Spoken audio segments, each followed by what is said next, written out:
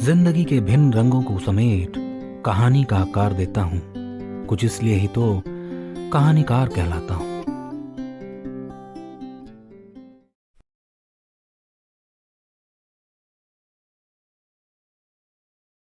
हमारी कहानियां सुनते रहने के लिए हमारा चैनल सब्सक्राइब करना और बेल आइकन दबाना ना भूलें। कोई खूबसूरत सी कल्पना हो तुम, किसी जहां से उतारा ही अफसरा हो तुम, कायनात भी जिसे भूल ना सके वो भला हो तुम, मुझ में सिमटी एक अनकही प्रीत की कला हो तुम। सुना रहा हूं प्रेम और रहस्य की कहानी, द वैलेंटाइन गर्ल। एक लंबी लाइन रणविजय शेखावत की ओर अग्रसर थी। एक एक कर हर कोई उनकी ओर बढ़ता और उनका ऑटोग्राफ ले खुशी से बाहर की ओर निकल जाता। लाइन में प्लीज, सबको ऑटोग्राफ मिलेगा। वहां खड़े रणविजय के पर्सनल गार्ड ने लाइन से अलग आ रहे लोगों को लाइन में ही खड़े रहने का निर्देश दिया। अरे कोई नहीं, थोड़ा इधर उधर हो जाता है। रणविजय ने व्यस्त हालत में गार्ड को इशारा किया। तभी लंबी कतार को तोड़ते हुए एक लड़की हाथ में अपना फोन लिए तेजी से रणविजय की ओर आ गई। एक सेल्फी ले लूं प्लीज आपके साथ, मैं आपकी बहुत बड़ी फैन हूं। मैडम, सेल्फी लेना अलाउड नहीं है। गार्ड उस लड़की को वापस भेजता। रणविजय ने मुस्कुराते हुए गार्ड को रुकने का इशारा किया। अरे कोई नहीं, ले लेने दो। लड़की ने उत्साह से तुरंत सेल्फी ले ली। वो वापस अपना ध्यान अगले फैन की ओर करता। उस लड़की ने झट से एक प्रश्न पूछ लिया। सर आप बुरा ना माने तो एक बात पूछूं? उसने गहरी सांस लेते हुए हामी भर दी। पूछिए। सर आप इतने बड़े चित्रकार हैं, मैंने आपकी सारी पेंटिंग्स देखी हैं, पर आपने हमेशा यही कहा कि इनमें से आपकी कोई भी फेवरेट नहीं है, ऐसा क्यों? शायद इसलिए कि अब तक मेरी बेस्ट पेंटिंग आई नहीं है। मेरे चित्र कहीं अधूरे से हैं, मुझसे मुझ तक का रास्ता तय नहीं कर पाते। जिस दिन वो चित्र बन जाएगा जो मुझ तक पहुंच मेरा अभिन्न अंग बन जाएगा, वो मेरा बेस्ट कहलाएगा। तो कोई खूबसूरत कला होगी या कोई दूर की कल्पना? उस लड़की की आंखों में एक चमक थी। यह कहना मुश्किल है, पर वो पेंटिंग जल्द ही सबके सामने आएगी। शाम 7 बजे तक मुंबई शहर के इस आलीशान होटल में, जब अनेकों लाइट्स की चकाचौंध और फैंस की लंबी लाइन ने रणविजय को थका दिया, तो उठकर खड़ा हो गया। Thank you everyone. रणविजय ने सबका अभिवादन करते हुए बाहर का रास्ता ले लिया। चांदनी रात में समंदर किनारे बैठा वो बस यही तो सोच रहा था कि आखिर उस लड़की की बात सच ही तो थी।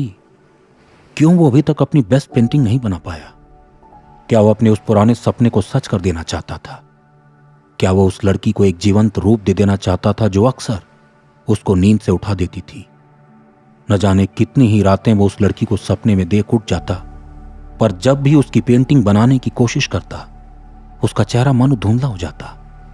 जाने कितनी ही बार वो कई दिनों तक खुद को अपने ही घर में कैद कर लेता, मानो वो इस बार उस लड़की का चित्र बनाकर ही मानेगा। पर अंत में उसके कमरे में सिर्फ फटे हुए कागज के टुकड़े ही मिलते। उस लड़की ने आज रणविजय को फिर से विचलित कर दिया था। किसी तरह वो देर रात होटल के रूम में आकर सो गया, पर कुछ ही पल में वापस भारी सांस लेते हुए उठ खड़ा हुआ। आज शायद उस लड़की की छाया उसने साफ देख ली थी। वो तुरंत अपने बोर्ड की ओर बढ़ गया और अपने रंगली चित्रकारी में लग गया। घंटों बीत गए और वो उस चित्र में डूबा रहा। कभी वो अपने हाथों से रंग लिए उसको आकार देने में लग जाता, कभी करीब से उसको निहारता रहता। अगली सुबह की पहली किरण ने जब उसके कमरे में अपनी हाजिरी लगाई, तो रणविजय सामने बनाए अपने चित्र को देख रहा था, मानो उसने खुद की कल्पना को चित्र का रूप दे दिया हो। वो तो यकीन ही नहीं कर पा रहा था कि आखिर आज उसने उस लड़की को प्रत्यक्ष एक छवि दे दी है। पर वो अभी भी मायूस था। वो तो सिर्फ उसका आधा चित्र ही बना पाया था।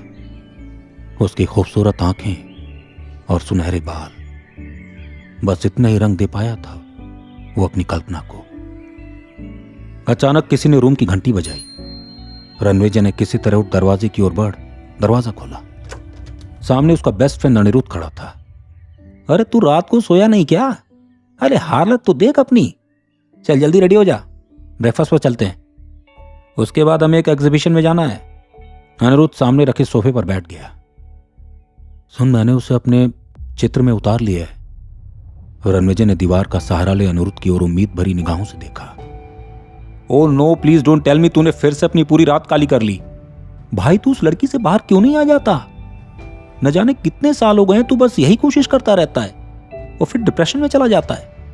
याद है पिछली बार डॉक्टर शनाया का सहारा लेना पड़ा था। भूल जा उसे, वो सच नहीं है। सच है तेरी ये दुनिया। तो खुद को बर्बाद करने में क्यों लगा है? अनिरुद्ध गुस्से में लाल हुए अंदर की ओर आ गया, पर सामने बने उस चित्र को देख वो चुप हो गया। क्या ये सच है? ये वही है? हाँ, रणविजय का चेहरा खिल उठा। कुछ है इन आंखों में, बहुत ही खूबसूरत है, पर ये अभी अधूरी क्यों है? अनिरुद्ध मंत्रमुग्ध हो गया था। बस इतना ही बना पाया हूं दोस्त, पर इसे पूरी करके ही छोड़ूंगा। रणविजय चित्र को बस निहारे जा रहा था। यार तू पहले भी इस लड़की की पेंटिंग के पीछे जाने कितने दिनों तक डॉक्टर की ट्रीटमेंट लेता रहा। ये तेरे लिए ठीक नहीं है, इसे भूल जाना है तेरे लिए बेहतर है। मैं इसे भूल नहीं सकता। जाने क्यों ऐसा लगता है ये है यहीं कहीं, बस मुझ तक पहुंचना चाहती है। रणविजय ऐसा रास्ता पकड़ चला था जहां मायूसी के अतिरिक्त और कुछ नहीं था। उस दिन के बाद रणविजय मानो पूरी दुनिया को भूल उस लड़की की अधूरी छवि को जीवंत रूप दे देना चाहता था।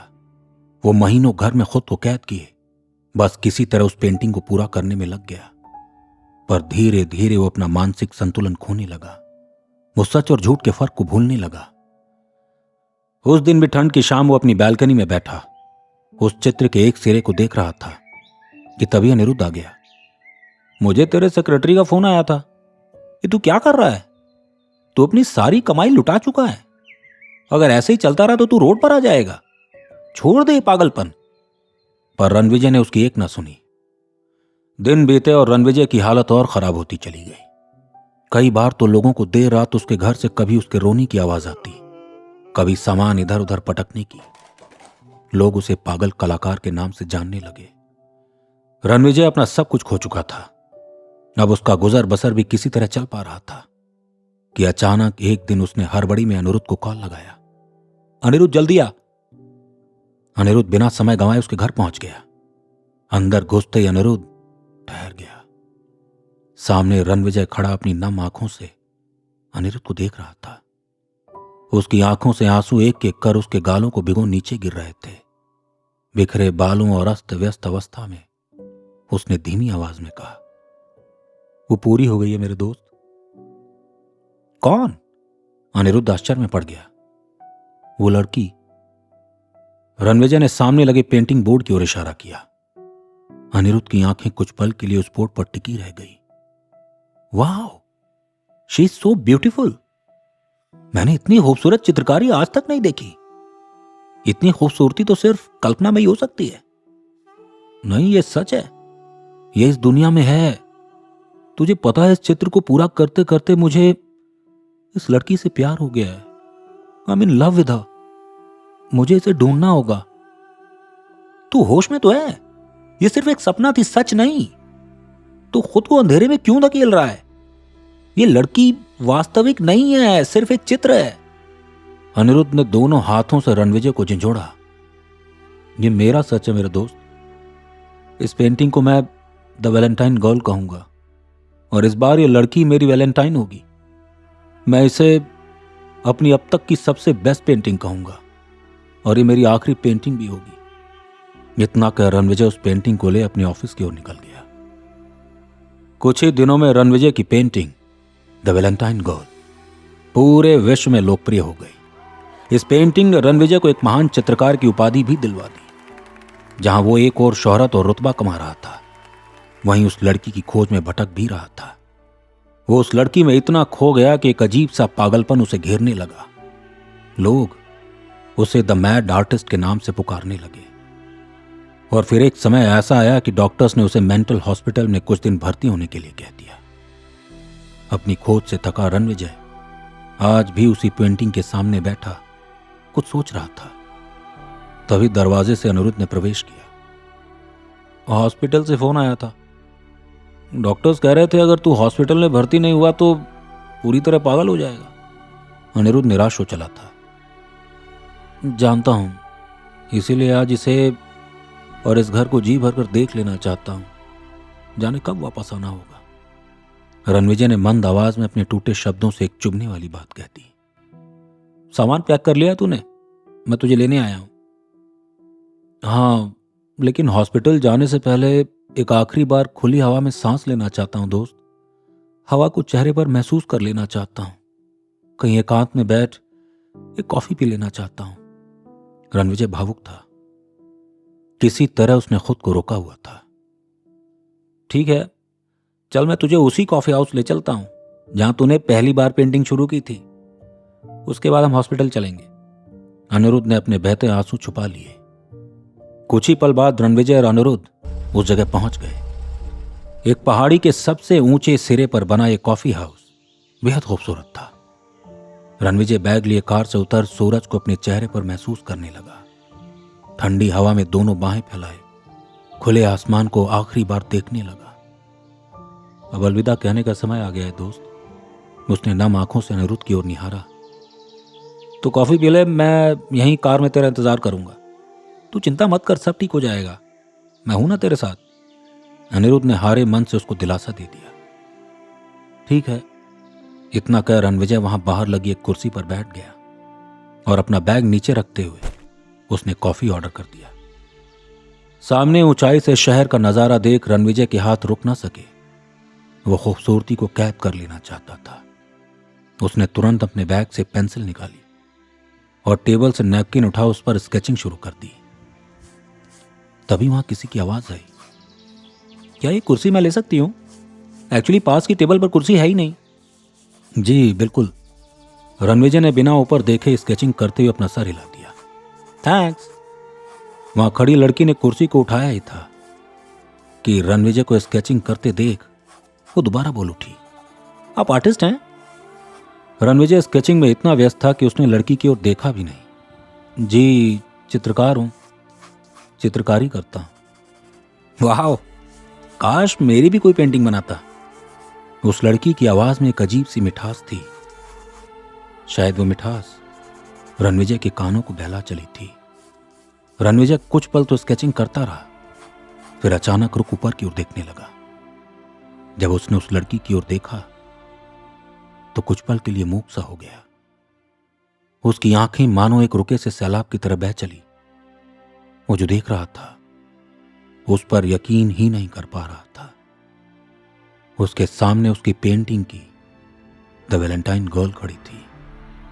रणविजय ने बिना कुछ बोले ही बैग से अपनी पेंटिंग निकाली और सामने खड़ी उस लड़की को दिखा दी। ये रही आपकी पेंटिंग। वो लड़की उस पेंटिंग को देख हैरान हो गई। रणविजय की कल्पना सच हो चली थी। उसकी खोज आज खत्म हो गई थी। वो उसे पा चला था जिसके लिए वो सब कुछ लुटा चला था। शाम ढलने लगी और उन दोनों की बातें बढ़ने लगी।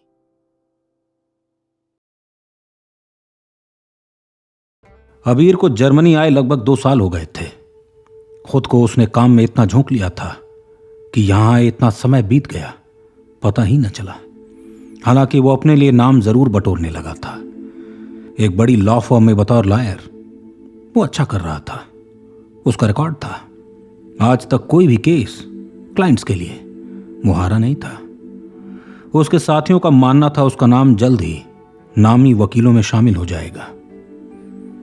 महंगे सूट्स और वॉचेस दोनों का शौक था उसे। एकदम टिप टॉप रहना उसे पसंद था। आज उसका काफी बड़ा केस था। उसका क्लाइंट था एक बड़ा एक्टर जिसके साथ लगभग 2000 करोड़ का फ्रॉड हुआ था। अबीर को यकीन था आज वो अपने क्लाइंट को इंसाफ दिलाकर ही मानेगा।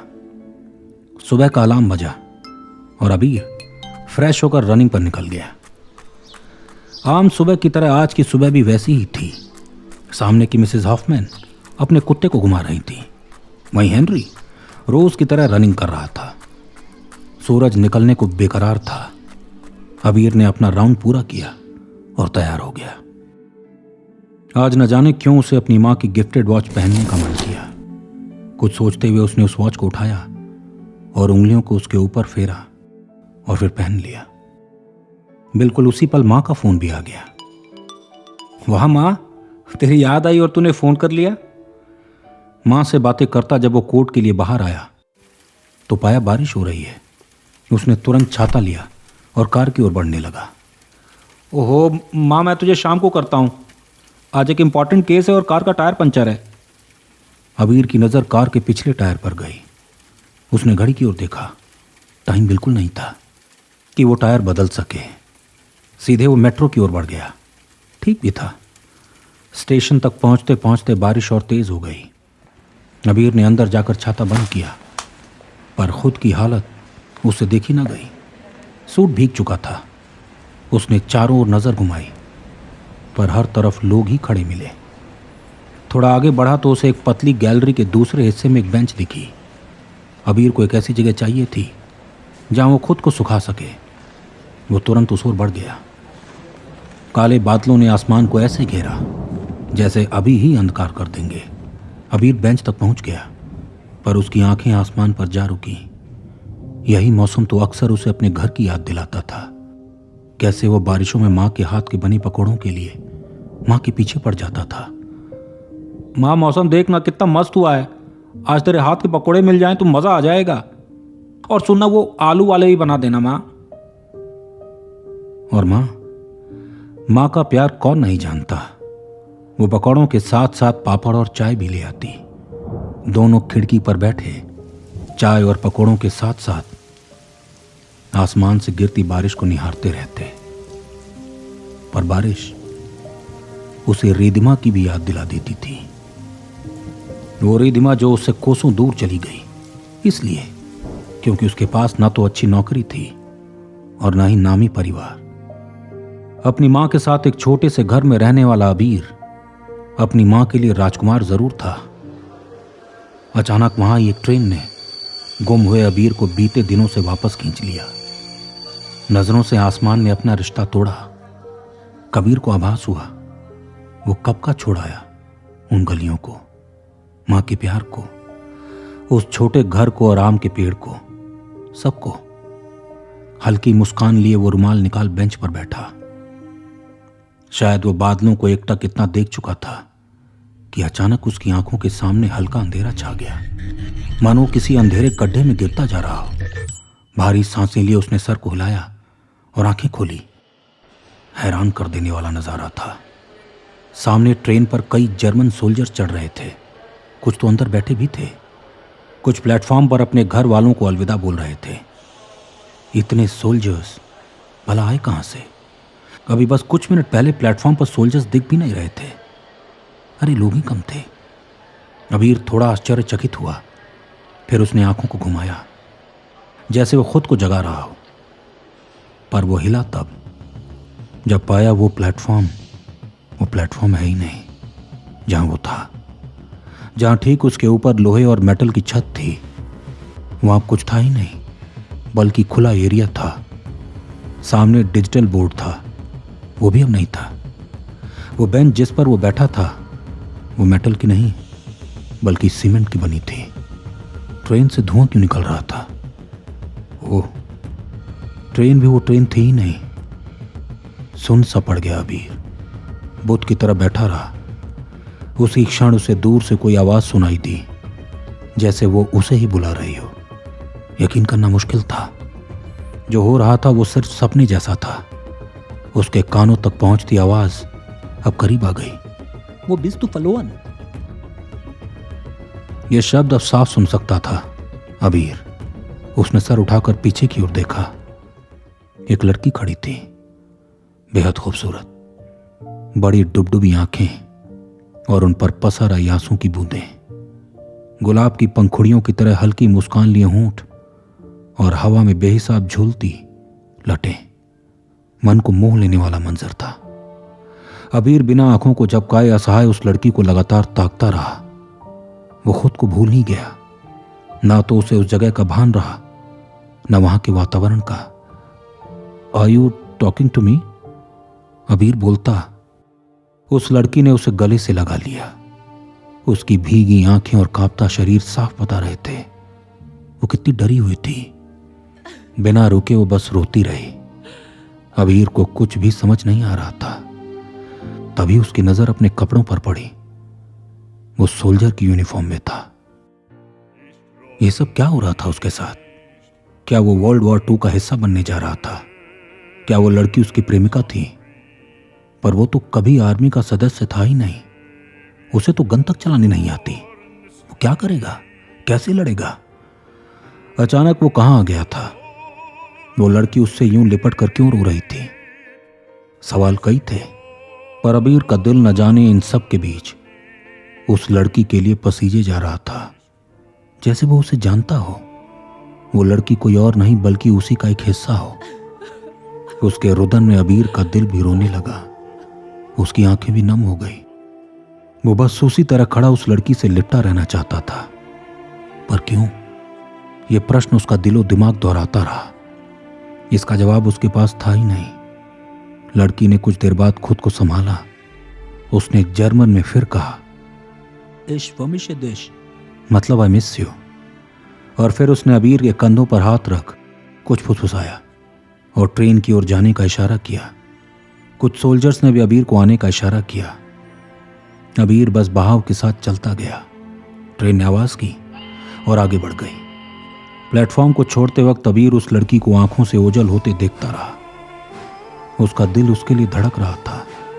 उसकी आंखें ना चाहते हुए भी रोने लगी, जैसे कोई अपना उससे दूर जा रहा हो। उस लड़की ने कानों में कहा था कि वो उसका इंतजार करेगी।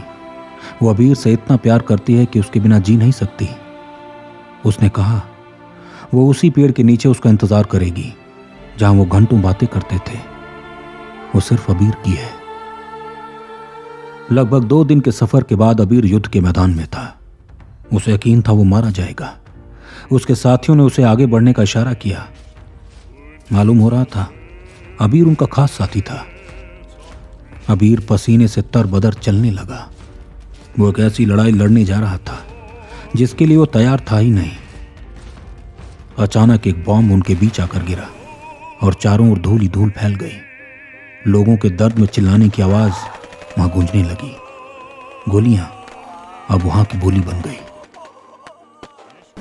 उड़ती धूल के बीच अबीर उठा और ताबड़तोड़ गोलियां बरसानी शुरू कर दी। दुश्मन सेना को वो ऐसे भेद रहा था जैसे उसके लिए रोजमर्रा का काम हो। निशाना अचूक और दिमाग ऐसा कि वो चालाकी से अपनी टीम को भी आगे बढ़ाता जा रहा था। हर सदस्य उसके इशारे का इंतजार करता और अबीर के बताए तरीके से वो वार करता। उसने अपने दल का नेतृत्व शुरू कर दिया। लोग इतने उत्साहित थे कि मर मिटने को तैयार थे। सब उसके पीछे पीछे बढ़ने लगे। दुश्मन सेना पीछे होने लगी। उनका नुकसान ही इतना होने लगा था। अबीर जब एक छोटे टेंट तक पहुंचा तो लगभग 5 लोगों ने एक साथ उस पर हमला बोल दिया, लेकिन अबीर के सामने वो टिक ही नहीं पाए। सबके सब नीचे ढेर मिले। अबीर ऐसे लड़ा जैसे उसके अंदर असीम ताकत हो, एक अलग फुर्ती हो, युद्ध कौशल हो।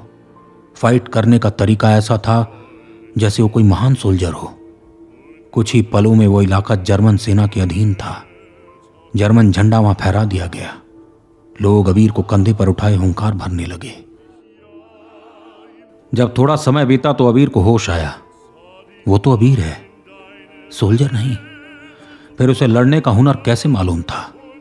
वो तो ऐसे लड़ रहा था जैसे ये उसकी पहली लड़ाई नहीं, बल्कि बस एक और लड़ाई थी। जो देख और सुन रहा था उसके गले नहीं उतरा, पर जिस तरह वो लड़ा था उससे ये बात जाहिर थी कि उसके सोल्जर होने में कोई सच्चाई तो जरूर थी। उसके अंदर लड़ने का जज्बा आया कहां से? उसने ट्रेनिंग ली तो कब ली? उसने तो आज तक कभी बंदूक तक नहीं चलाई थी। फिर मुठभेड़ में उसने कुछ ऐसे दाव पेच दिखाए जो आम सोल्जर भी नहीं जानते थे। वो अब खुद के अस्तित्व को लेकर यह असमंजस में था। वो कौन है? अबीर या कोई जर्मन सोल्जर? धुंधली हो चली उसकी पहचान उससे ही बातें करने लगी। कुछ दिनों बाद वो वापस लौटा। ट्रेन उसी प्लेटफॉर्म पर आ रुकी और अबीर उतरा। उस लड़की की बातें उसे याद थी। दिमाग कह रहा था वापस जाने का तरीका ढूंढा जाए, लेकिन दिल कह रहा था उस लड़की से मिला जाए। एक खिंचाव महसूस किया अबीर ने। वो उस लड़की की बताई जगह पर पहुंच गया। बड़े हरे मैदान के बीच एक ऊंचे पेड़ के नीचे वो लड़की बैठी थी। हवा हल्के से पेड़ों के पत्तों संग उसकी लटों को छेड़ जाती। सामने तालाब था जिस पर सूरज की किरणें टकराव से सोने की चमक दे रही थी। दूर से अबीर उस लड़की को देखता रहा, सोचता रहा क्या है उसका नाता उस लड़की से। थोड़ी देर निहारते रहने के बाद वो उसके करीब चला गया। कदमों की आवाज उस लड़की तक पहुंच गई। वो झट से पलटी। उसकी आंखें भीगी हुई थी, पर सामने अबीर को खड़ा देख उनमें चमक सी आ गई। शब्द उसके पास रह ही नहीं गए थे। बदहवास उसने अबीर को यूं गले लगाया जैसे उसे अपनी जिंदगी मिल गई। हाथों में बंधी उसकी ब्रेसलेट की आवाज कबीर के कानों तक पहुंच गई। अबीर को भी न जाने क्यों सुकून सा मिला, जैसे वो किसी ऐसे के पास लौट आया जिसके बिना उसका कोई अस्तित्व था ही नहीं। खुद को अबीर ने बहुत रोका, लेकिन आंखों ने उसका साथ दिया ही नहीं, वो भी बहने लगी। अबीर भी उस लड़की के साथ खुलकर रोना चाहता था, बता देना चाहता था वो भी वही महसूस कर रहा है जो वो कर रही है। क्या सच था क्या नहीं, अबीर को बस इतना पता था वो लड़की उसे इतना चाहती है कि खुद को भी भूलने के लिए तैयार थी। वो वही उस छोटे से गांव में उस लड़की के साथ रहने लगा। लड़की की माने तो अबीर और वो दोनों एक दूसरे को बचपन से जानते थे। दोनों का प्यार इतना गहरा था कि वो एक दूसरे के बिना रह ही नहीं सकते थे। युद्ध के चलते वो अक्सर लड़ाई पर जाता और वो लड़की सांसें थामे उसका इंतजार करती। अबीर को इतना प्यार मिला कि वो अपनी असल कहानी भूल गया। वो वहां खुश था, दोनों बहुत खुश थे। दिन बीतने लगे और अबीर अब वहीं का हो गया। उस लड़की से दूर वो खुद भी नहीं जाना चाहता था। सुबह के सूरज की गर्माहट और शाम की ठंडक उस लड़की के साथ वो हर रोज महसूस करता। एक रोज फिर खबर आई कि अबीर को लौटना होगा युद्ध के मैदान में। लड़की फिर से सहम गई, कहीं वो लौटा नहीं तो। पर दोनों मजबूर थे। अबीर ने उसे रेलवे स्टेशन आने से मना किया, कहा वो जा नहीं पाएगा अगर वो वहां खड़ी रही तो। उस दिन बारिश ने डेरा जमा लिया। पहुंचते पहुंचते अबीर भीग चुका था। उसने खुद को सुखाने के लिए जगह खोजी और बेंच पर बैठ गया। आंखों के सामने अचानक हल्का अंधेरा छा गया, मानो वो किसी गड्ढे में गिरता जा रहा हो। भारी सांसें लिए उसने सर को हिलाया और आंखें खोली। सब कुछ बदला सा था। वो बेंच मेटल की थी। सामने की ट्रेन नए जमाने की ट्रेन थी। जर्मन सोल्जर्स थे ही नहीं, बल्कि आम लोग नए जमाने के कपड़ों में थे। ऊपर से प्लेटफॉर्म ढका हुआ था। अबीर को यकीन ही नहीं हुआ वो लौट आया था।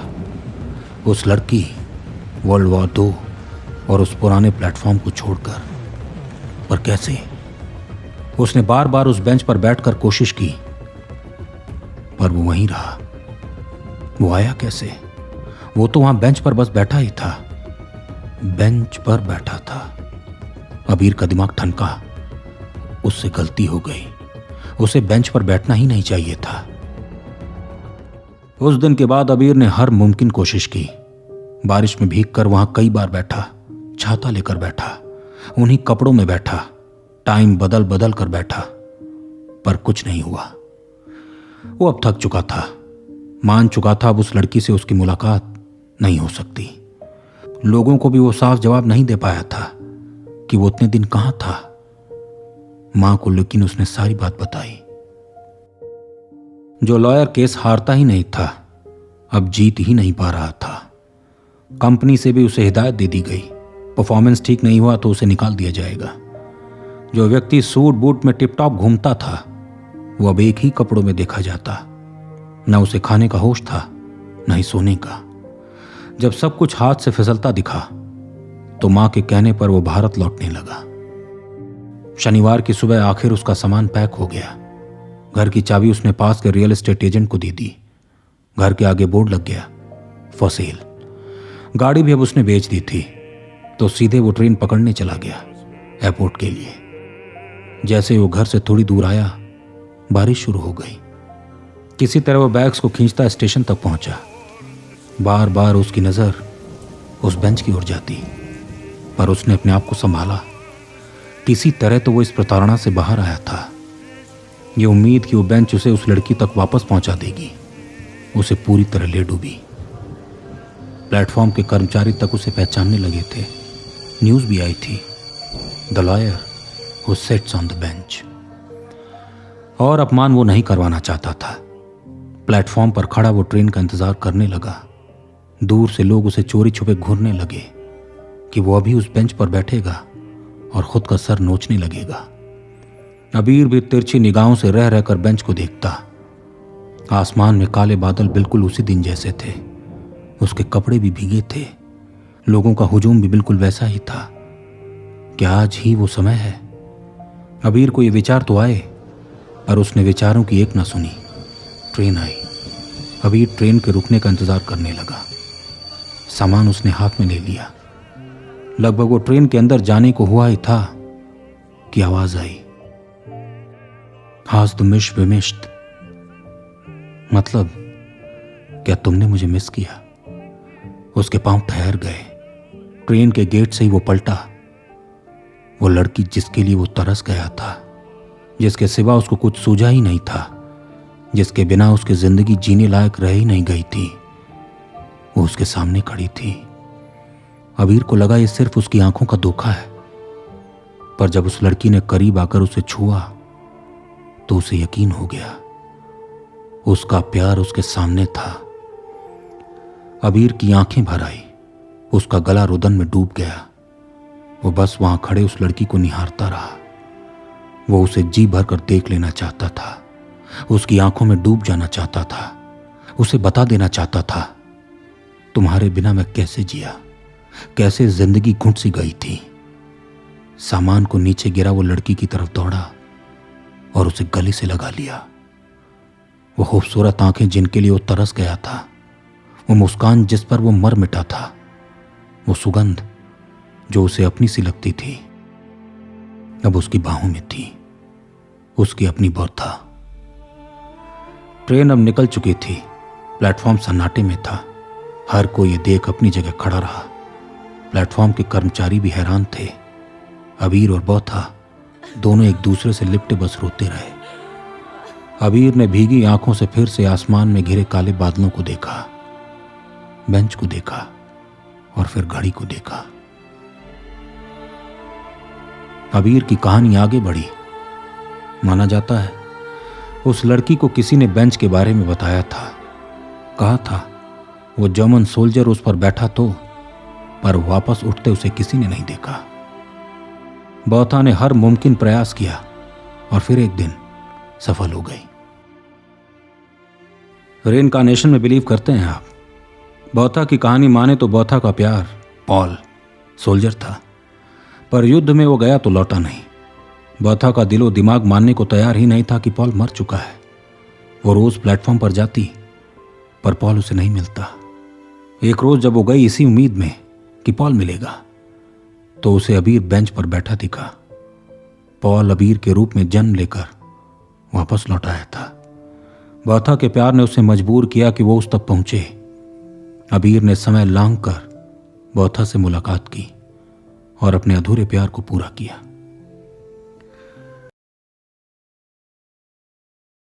दिसंबर लव। दिल्ली की हवा सर्द हो चली थी। कोहरे की चादर में लिपटा ये शहर उमंगों को पंख देने लगा था। घास पर पड़ी ओस की बूंदें मनमौजी हो खुली बाहों से इस रोमानी मौसम का स्वागत कर रही थीं। अपने ऑफिस की छत पर खड़ा अर्नव दूर तक देखने की कोशिश कर रहा था। यह भी कमाल है, गर्मियों में वो दूर, वो लाल वाली ऊंची बिल्डिंग, वो भी साफ दिखती थी, और अब देखो साथ की बिल्डिंग भी ठीक से नजर नहीं आ रही। गहरी आजाद सांसें लेते हुए उसने अपने दोनों हाथों को गर्म स्वेटर की जेब में डाल लिया। और ये देखो, हमारे ऊपर भी पानी की छोटी बूंदें बैठ आई हैं। निहारिका ने अपने हाथों से उन बूंदों को छू लिया। अर्नव और निहारिका जो कभी एक दूसरे के प्यार में इतने पागल थे कि पल भर भी दूर रहना उनको गवारा न था, वो आज लगभग 1 साल बाद अजनबी हो एक दूसरे के सामने खड़े थे। जो प्यार अर्नव ने चाहा था वो अब धुंधला हो पराया सा उसके सामने खड़ा था। तुम बताओ क्या चल रहा है? सुना है बीवी शादी नहीं की तुमने? निहारिका ने छेड़ने वाले अंदाज में पूछा। तुमसे करनी थी, पर तुम तो दगा दे गई।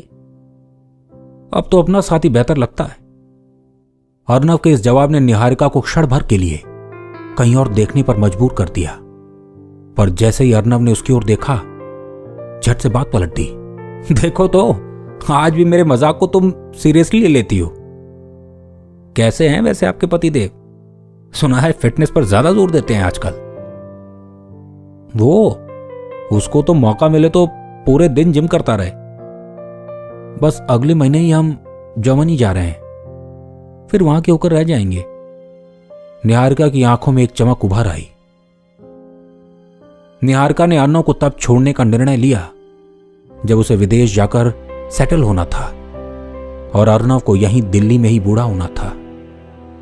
दोनों जैसे जैसे दुनिया की होड़ में आगे दौड़ रहे थे, आकांक्षाओं के बादलों संग अलग दिशा में उड़ने लगे। अर्नव जहां शांत और सीमित जिंदगी चाहता था, वहीं निहारिका विश्व के हर कोने को देखना चाहती थी। उस दिन भी दिसंबर की सर्द शाम, भीगी पल के लिए अर्नव निहारिका को आखिरी बार जाते देखता रहा। जब निहारिका ने उससे मुंह मोड़ लिया, निहारिका के वो शब्द उसको असहनीय पीड़ा दे रहे थे। तुम्हारी मेरी नहीं जम सकती, मुझे आगे बढ़ना है, खुलकर जीना है। अब हम दोबारा ना मिले तो ही ठीक होगा। मैं कोशिश करूंगा ना, मुझे थोड़ा टाइम तो दो, मैं चलूंगा तुम्हारे साथ। पर निहारिका बिना पलटे लौट गई। अर्नव एक अजीब छटपटाहट महसूस करता रहा, सोचता रहा किसी तरह वो निहारिका को रोक सके, पर वो जानता था अब उन दोनों के रास्ते अलग हो चुके हैं। हेलो, अरे कहां खो गए? बस कुछ ही देर के लिए आई थी, सोचा जाने से पहले तुमसे मिल लूं। निहारिका की आवाज ने अर्नव को यादों के भंवर से वापस खींच लिया। हाँ ठीक है, मुझे आज दिल्ली के बाहर एक शूट पर जाना है। हम एक चॉकलेट कंपनी के लिए एड बना रहे हैं। चलो मैं भी निकलता हूं। अर्नव जानबूझकर बिना निहारिका की आंखों में देखे वहां से निकल जाना चाहता था। शायद वो जानता था वो आज भी निहारिका के प्यार से निकल नहीं पाया है। गाड़ी में बैठा वो पूरे रास्ते यही सोचता रहा कि क्या वो अब भी निहारिका को उतना ही प्यार करता है जितना पहले करता था। न जाने कब वो शूट लोकेशन पर पहुंच गया, उसे पता ही न चला। एक आलीशान विला जो चारों ओर से घने पेड़ पौधों से घिरा था, वहां पूरी टीम डेरा जमाए अर्नव का इंतजार कर रही थी। वो जगह पहाड़ों से घिरी थी और एक शांति हर ओर फैली थी। लगभग 10 घंटे शूट करने के बाद अर्नव की कमर टूट सी गई। लिव इट गाइस, बाकी का शूट कल। अर्नव के कहते ही पूरी टीम ने झट से पैकअप कर लिया। कुछ ही देर में सब वहां से निकल भी गए। अर्नव की कॉफी अभी खत्म नहीं हुई थी।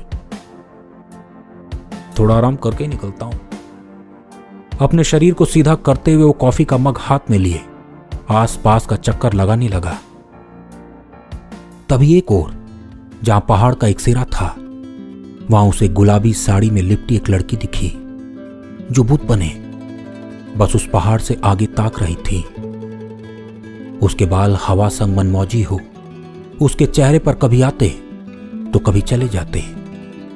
इतनी ठंड में ये लड़की क्या कर रही है, वो भी बिना किसी गर्म कपड़े के। अर्नव उस ओर बढ़ गया। हेलो मैडम, इतनी रात आप यहां क्या कर रही हैं? ये जगह सेफ नहीं है और आपको ठंड नहीं लग रही? अर्नव की बात मानो उस लड़की तक पहुंच ही नहीं पा रही थी। वो बस नजारों को ताके जा रही थी। मैडम, अरे आपको सुनाई दे रहा है? जब अर्नव उसके करीब पहुंचा तो वो लड़की पलटी। बड़ी झील सी आंखें, लंबे कमर तक पहुंचते बाल, चेहरे पर एक अलग सी रंगत। बेहद खूबसूरत वो लड़की जब अर्नव की ओर मुड़ी तो अर्नव कुछ पल के लिए उसे निहारता रहा। ऐसा लग रहा था जैसे उसने ऐसी खूबसूरती कभी ना देखी हो। निहारिका के बाद शायद ही उसने किसी लड़की को इस तरह देखा था। वो मुंह खड़ा उस चेहरे में डूबा, बिना पलकों को झपकाए उसे ताकता रहा। जानते हैं हवा कहां से होकर आती है? गलियों से, घरों से, लोगों के चेहरों से, फिर मुझसे होते हुए आगे किसी और तक जाएगी। मंत्र मुग्ध कर देने वाले अंदाज में उस लड़की ने अपनी बात कही। अर्नव को कुछ समझ नहीं आया कि वो क्या कहे। जी मैं समझा नहीं। देखा आपको शूट करते, कल भी तो आना है ना आपको? अर्नव हैरान बस खड़ा रहा। जी थोड़े से सीन्स और बचे हैं, पर आपको तो मैंने शूट के दौरान यहाँ नहीं देखा, और यहाँ आसपास तो सोना सा इलाका है। आप यहीं रहती हैं या कहीं और? ठिकाना जचता नहीं मुझे, आज कहीं और तो कल कहीं और। मुझे बस तलाश रहती है, कुछ है जो मुझे चाहिए। कल फिर मिलते हैं। वो लड़की मुड़ी और एक और चलती। लेकिन इतनी रात आपका अकेले जाना ठीक नहीं है, अर्नव ने बोला तो पलटकर मुस्कुराई और अंधेरे में विलीन हो गई। अर्नव के अंदर एक टीस सी उठ चली। वो उस लड़की से और बातें करना चाहता था, पर ऐसा क्यों? ऐसा तो पहले कभी नहीं हुआ। और फिर निहारिका ही तो थी जिसकी खूबसूरती उसके लिए विश्व में सर्वोपरि थी। वो घर पहुंच पूरी रात उस लड़की के बारे में सोचता रहा। उस रात निहारिका का कॉल भी आया, पर उसने उठाया नहीं। अगले दिन फिर से शूट शुरू हुआ। अर्नव पूरी निगाहें जमाए उस लड़की का इंतजार करता रहा, पर फिर अंधेरा हो गया और शूट खत्म। उसने खुद को थोड़ी देर वहां रखा, हालांकि पूरी टीम वापस लौट गई।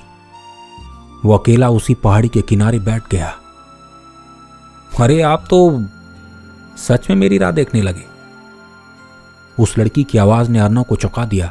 नहीं तो बस ऐसे ही यहां बैठ गया। जानते हैं, इंतजार बहुत कठिन है, खास तौर पर तब जब आपको पता है कि वो शायद कभी खत्म ही नहीं होगा। वो लड़की अर्नव के करीब आकर खड़ी हो गई। एक बात पूछूं आपसे? अर्नव ने सवाल किया। पूछिए। आप यहां अक्सर आती हैं? पर ये जगह सूनी सी है, रात के समय सेफ नहीं है। अर्नव कुछ और प्रश्न करता। सेफ तो कोई जगह नहीं है, जाने क्यों मुझे ये अंधेरा और ये हवा बुलाते हैं, और मैं रोज चली आती हूं। आज वो लड़की अर्नव को मानो अपनी ओर खींच रही थी। अर्नव उसकी बातों और स्वभाव में बहने लगा। उनकी बातें चलती रहीं। अरे रात तो काफी हो चली है, आइए आपको छोड़ देता हूं। अर्नव ने घड़ी की ओर देखा। नहीं, मैं चली जाऊंगी। अर्नव के जोर देने पर भी वो लड़की न मानी और अर्नव अकेले ही वहां से लौट गया। वो लगभग हर शाम उसी जगह पहुंच जाता और उस लड़की का इंतजार करने लगता। अर्नव को भा गई थी उसकी बातें, उसकी मुस्कान, उसकी गहरी आंखें। उस लड़की ने मानो उस पर कोई जादू कर दिया। ऑफिस में अपने करीबी दोस्त गिरधर को जब उसने सारी बात बताई तो वो थोड़ा हैरान था। अरे भाई, तू उससे कभी दिन में मिला है? और इतनी रात उस इलाके में वो अकेले घूमती है, वो भी बिना किसी गाड़ी के, तो वापस घर कैसे जाती है? कुछ गड़बड़ है भाई, संभल के। मुझे तो वो ठीक नहीं लग रही। तेरी हर बात अजीब है, तू खुद तो सोच। इतनी ठंड में सिर्फ एक साड़ी कौन पहनता है भाई?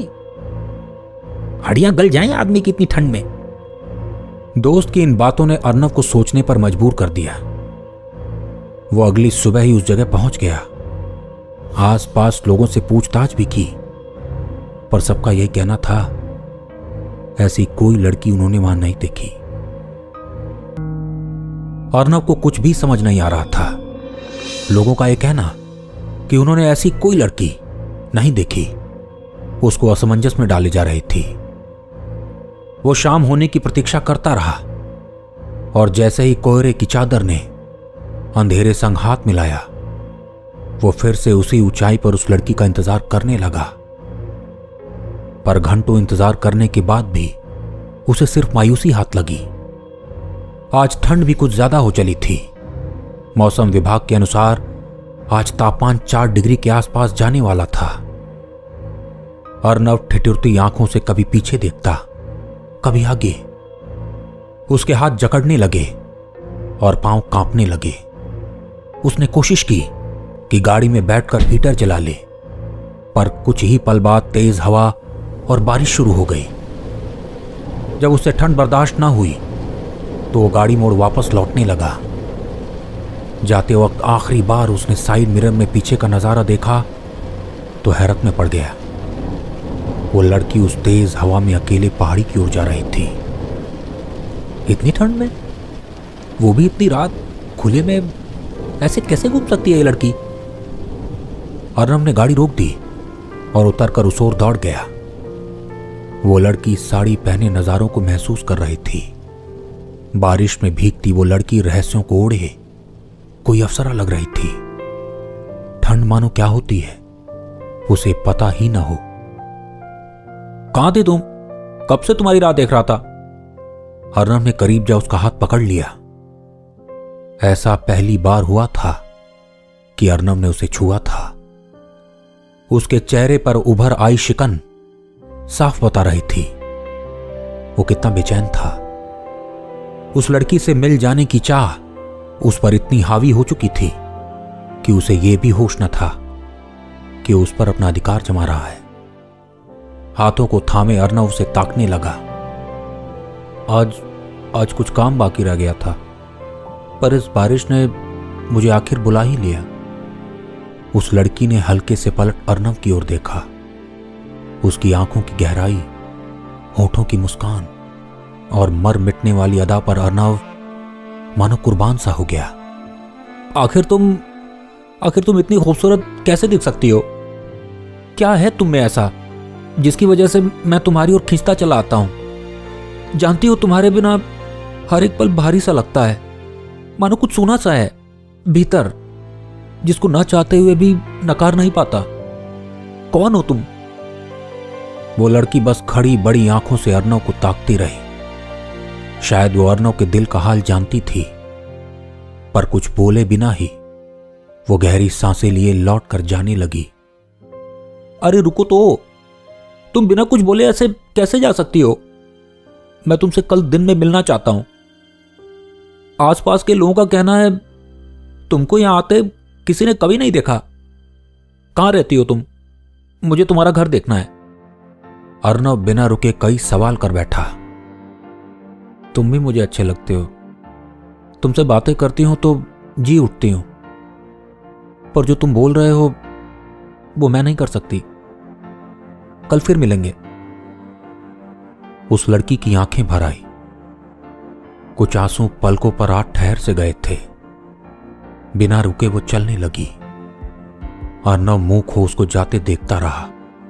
वो उसे रोकना चाहता था, उसके चेहरे को ठीक से निहारना चाहता था, उसे कह देना चाहता था, अब तुम्हारे बिना कुछ भी अच्छा नहीं लगता। अर्नव घर लौट आया। छत पर बैठा वो ओस की बूंदों को चेहरे पर महसूस कर रहा था। साथ में लगा हीटर उसे गर्माहट दे रहा था। क्या हुआ भाई, मुंह उतरा सा क्यों है? अर्नव का छोटा भाई राघव उसके साथ आकर खड़ा हो गया। कुछ नहीं, कुछ भी तो नहीं। अर्नव आंखों को छुपाने लगा। मुझे पता है आप निहारिका को लेकर परेशान हो, पर आप उसे भूल जाओ तो ही अच्छा है। अब आगे बढ़ चुकी है वो। राघव ने अर्नव के कंधे पर हाथ रख दिया। नहीं, निहारिका नहीं, मुझे एक लड़की मिली कुछ दिनों पहले। उससे मिलकर लगा मानो वो मेरा हिस्सा हो। लगा था कुछ बिखरा जो था अब किसी ने समेट दिया है, पर कुछ है जो मुझसे छुपा रही है। वो भी चाहती है मुझसे मिलना, पर क्यों नहीं मिलती? अर्नव खुद से ही सवाल करने लगा। तो चलो उसके घर चलते हैं, अपने दिल की बात उसके सामने रख दो। आप जैसा प्यार करने वाला कहां मिलेगा? देख लेना, वो झट से आपकी बाहों में आ जाएगी। चलो अभी क्या अभी। राघव अपने जूते पहनने लगा। अर्नव की आंखों में एक चमक आ गई। राघव के साथ वो उस जगह पहुंच गया। आसपास घूमते घूमते उनको घंटों बीत गए, पर उस लड़की की जानकारी कोई न दे सका। भाई वहां सामने वो चाय वाला, उससे पूछते हैं। कोई भी ऊपर की तरफ से उतरकर नीचे आएगा, वो भी देर रात, तो उसे जरूर दिखेगा। राघव तुरंत उस ओर बढ़ गया। भैया, आपने देर रात किसी लड़की को ऊपर की तरफ से उतरते देखा है क्या? आप तो यहां हमेशा रहते होंगे। ये सुनते ही चाय वाले की आंखें खुली की खुली रह गई। उसका चेहरा डर में सहम सा गया। उससे मत मिलना। अगर वो तुमसे मिल चुकी है तो शहर छोड़कर भाग जाओ। वो शिकार करती है। वो अगर तुमसे मिली है तो उसके अगले शिकार तुम ही हो। राघव हैरान उसे देखता रहा। क्या कह रहे हैं आप? और ये किस तरह का मजाक है? अर्नव गुस्से में लाल पीला हो गया। भैया मेरी बात मानो, उसका जादू तुमसे ये सब बुलवा रहा है। वो रुहाम्बा है, उससे कोई नहीं बच सकता। आंखें खुलवानी हो तो ऊपर बिताकी साहब से मिलो, अभी वो आश्रम में ही होंगे। राघव और अर्नव दोनों ऊपर की चढ़ाई चढ़कर आश्रम पहुंच गए। श्वेत वस्त्रों में योगी ऊपर ध्यान में विलीन थे। सब मंत्रों का उच्चारण कर रहे थे। कुछ देर बाद जब सब ध्यान से उठने लगे तो अर्नव ने बिताकी साहब से मिलने को कहा। एक छोटे से कमरे में बिताकी किताब पढ़ रहे थे जब अर्नव और राघव उनसे मिलने पहुंचे। एक तेज उनके चेहरे पर झलक रहा था। ललाट पर एक अलग चमक थी, आंखें बिल्कुल शांत। कहिए, मुझसे क्या चाहते हैं? बिताकी ने किताब एक तरफ रख दी। अर्नव ने सारी बात बता दी।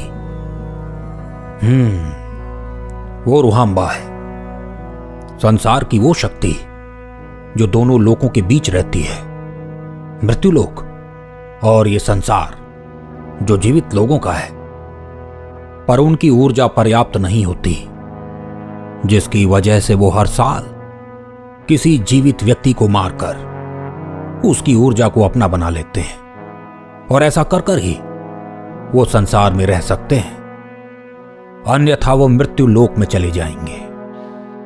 वो लड़कियां जो अल्पायु में मर जाती हैं, कोई इच्छा लिए वो अक्सर रुहाम्बा बनती हैं। वो वाकई मोह लेने वाली दिखेगी और जिसको मारकर वो ऊर्जा लेगी उसे चुनती भी वो खुद है। बेहतर होगा तुम वहां वापस मत जाना और कुछ दिनों के लिए ये श्वेत वस्त्र रात्रि में ओढ़ लेना। इससे वो तुम्हारी ऊर्जा को अपनी ओर खींच नहीं पाएगी। याद रहे, चाहे वो तुम्हें कितना भी पुकारे, तुम्हें वो अपनी ओर कितना भी क्यों न खींचे, तुम्हें नहीं जाना है। और अगर तुम गए तो मृत्यु निश्चित है। बिताकी की बातें अर्नव को अंदर तक हिला चुकी थी। क्या वो सब उसका दिखावा था? क्या वो उसे प्यार नहीं करती? सब सोच सोच कर अर्नव का सर फटने लगा। पर क्या अब उसके बस में कुछ भी नहीं था? वो उस सीमा को पार कर चुका था जब वो पीछे हट सकता था। कुछ दिन बीते, पर हर दिन उसे आंसुओं की बारिश में डुबोता गया। वो अंदर ही अंदर बिलक बिलक कर रोने लगा। क्या था जो उसे घुटने पर मजबूर कर रहा था? अगर वो उससे प्यार कर बैठा तो खुद को रोक भी तो सकता है। देर रात राघव अर्नव को छुप छुप कर रोते सुन सकता था। उसका दर्द किसी से छुपा ना था। अपने आप से लड़ते लड़ते जाने कब पूरे 1 महीने बीत गए, अर्नव को पता ही न चला। वो हर रात उसे भुला जाने की चाहत में सोता, पर अगली सुबह दोगुनी तड़प में उठता। वो एक निर्जीव पत्ते की तरह बस पड़ा रहता। रुक रुक कर कभी उस लड़की का चेहरा उसके सामने आ जाता तो धीरे से मुस्कुरा देता। पर कहते हैं ना, दिल पर किसी का जोर नहीं। जब अर्नव से रहा ना गया तो एक दिन सुबह ही उसी जगह पहुंच गया जहां वो लड़की उसे मिली थी। वहां फैली हवा में वो उसे खोजने लगा, उसकी गंध श्वासों में घुलने लगी। वो लाचार वहां बैठ गया। जानता हूं तुम मुझे मारना चाहती हो। जो भी तुमने मेरे साथ किया ठीक नहीं किया। मैं चाहकर भी खुद को रोक नहीं पा रहा। मैं सच में तुमसे प्यार करने लगा हूं। बिलक बिलक कर अर्नव रोने लगा। उसका दर्द उसकी आंखों से भी देखा ना गया और झरने की तरह वो भी बहने लगी। दिन ढलने लगा पर अर्नव के पांव वापस लौटने को तैयार ही न थे। वो सांसें रोके वहीं बैठा रहा और जब रात ने अंगड़ाई ली तो कोहराट खेलियां खेलने लगा। अर्नव दिल के हाथों मजबूर था। वो पहाड़ी के एक सिरे से नीचे की ओर देखता रहा। क्यों आ गए? ये जानकर भी कि मैं कौन हूं? अर्नव पलटा तो देखा वो लड़की उसके सामने खड़ी है। वो खिलखिलाना चाहता था। वो उसे गले से लगा लेना चाहता था। क्या देना चाहता था? जी कर भी हर दिन मरने लगा हूं। अब बस तुम्हारा ही एक साथ है जिसकी कामना करता हूं। वो बिना पलकों को झपकाए उसकी ओर ताकता रहा। वो लड़की एक अजीब मोड़ पर खड़ी थी। वो सामने खड़े अर्नव को मारना चाहती थी पर उसके हाथ उसे दगा दे रहे थे। क्या उसको भी एहसास हो गया था कि अर्नव ने उसके दिल में जगह ले ली है? वो सोचती रही कि वो क्या करे, क्योंकि आज तक उसने भी कभी ऐसा महसूस नहीं किया था। उसके पांव पीछे को जाने लगे।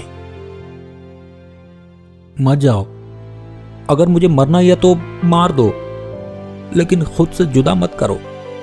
अर्नव की कांपती आवाज ने उसे रोक लिया।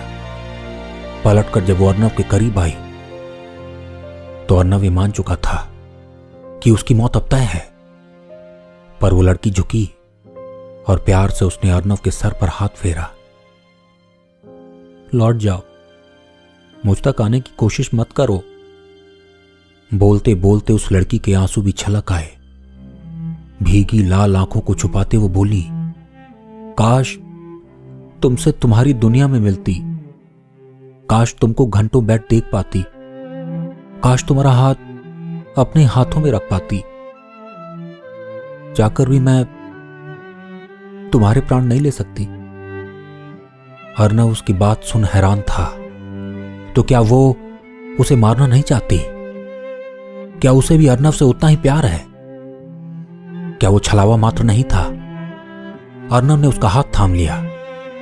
वो दोनों एक दूसरे का हाथ पकड़े बैठे रहे। अर्नव सच और झूठ दोनों के दरमियान बाहें फैलाए खड़ा था। वो रोज उस लड़की से मिलता रहा और उन दोनों का प्यार बढ़ता गया। फरवरी की शाम वो लड़की अर्नव के कंधे का सहारा लिए बैठी थी। अर्नव दूर तारों को देख रहा था। मेरा नाम परी था जब मैं इस दुनिया की थी। जब मैं चली जाऊंगी तो मेरा इंतजार मत करना। कोई अच्छी सी लड़की देखकर शादी कर लेना। अर्नव ये सुन गुस्सा हो गया। कैसी फालतू की बात है? बस कुछ ही देर में मैं हमेशा के लिए चली जाऊंगी, पर मुझे थामे रखना। मुझे डर लग रहा है। वो लड़की मायूस आंखों से अर्नव को देख रही थी। पर क्यों? क्या इसलिए कि तुमने मेरी ऊर्जा नहीं ली? नहीं, ऐसा मत करो। मुझे मार दो, लेकिन तुम रहो प्लीज। पर धीरे धीरे वो लड़की हवा में घुलने लगी और कुछ ही देर में अर्नव की आंखों से ओझल हो गई। जाते वक्त वो अर्नव की आंखों में झांकती रही। उसके जाने के बाद अर्नव कई दिनों तक घर में कैद रहा। वो इस सदमे से बाहर ही नहीं निकल पा रहा था। हर कोई उसे डॉक्टर को दिखा लेने की सलाह देता। किसी तरह जब उसने खुद पर काबू पाया तो उसका मन हुआ एक बार फिर उस जगह हो आए। जब वो उस जगह पहुंचा तो एक लड़की को ठीक उसी साड़ी में देख हैरान हो गया। वो दौड़कर उसके करीब पहुंच गया। तुम वापस आ गई? अर्नव खुशी में बोल बैठा। सामने एक खड़ी लड़की जब पलटी तो अर्नव मायूस हो गया। सॉरी, मुझे लगा कोई और है। अर्नव भौचक्का खड़ा रहा। जानते हैं, ये हवा जाने कहां से होकर आती होगी, गलियों से, घरों से, लोगों के चेहरों से, फिर मुझसे होते हुए आगे किसी और तक जाएगी। उस लड़की के ये पहले शब्द थे। अर्नव हैरान हो गया। ये तो ठीक परी के शब्द थे जब वो उससे पहली बार मिला था। तो क्या ये परी है? पर दिखने में तो ये कोई और है। अर्नव को शायद बिताकिए बताना भूल गया कि अगर रुहाम्बा को किसी से सच में प्यार हो जाए तो उसको मारती नहीं, बल्कि खुद की ऊर्जा इस दुनिया में उपस्थित किसी लड़की को दे देती है, जिसके सहारे वो अपने प्यार से मिलने वापस आ जाती है। और अगर रुहाम्बा और उस लड़की की ऊर्जा एक दूसरे के अनुकूल हुई तो दोनों एक हो जाते हैं। अर्नव को उसका प्यार वापस मिल गया था। इसी के साथ मैं इस कहानी और अपनी वाणी दोनों को विराम देता हूं। मिलेंगे अगले हफ्ते एक नई कहानी के साथ।